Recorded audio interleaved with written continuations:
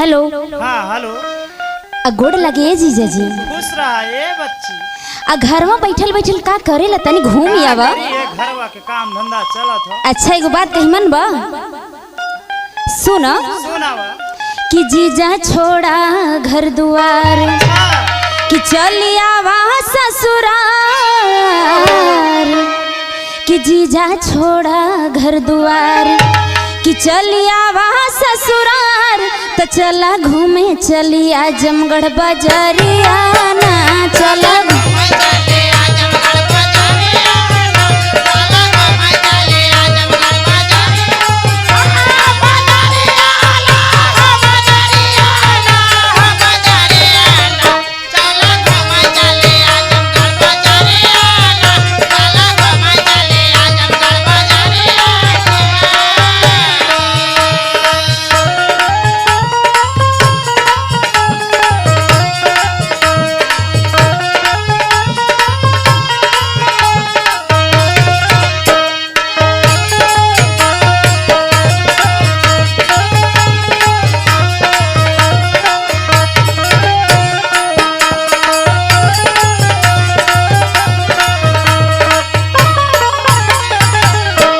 सुना कि कोनो बुक कैला गाड़ी कि दीदी पहनले बिया साड़ी कि कोनो बुक कैला गाड़ी और दीदी पहनले बिया साड़ी तो साथे साथे आज घूमब कचहरियाना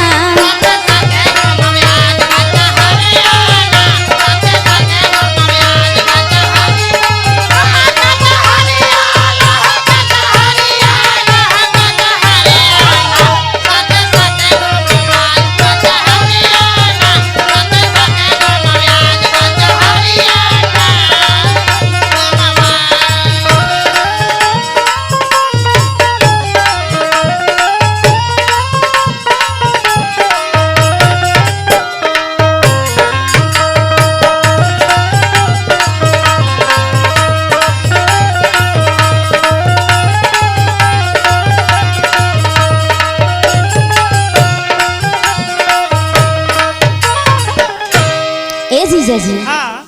अरे हम हो बानी तैयार कि पहनी के सूट सलवार कि हम हो बानी तैयार हर पहनी के सूट सलवार तो साझे चला लौटल जाई भोर हरियाना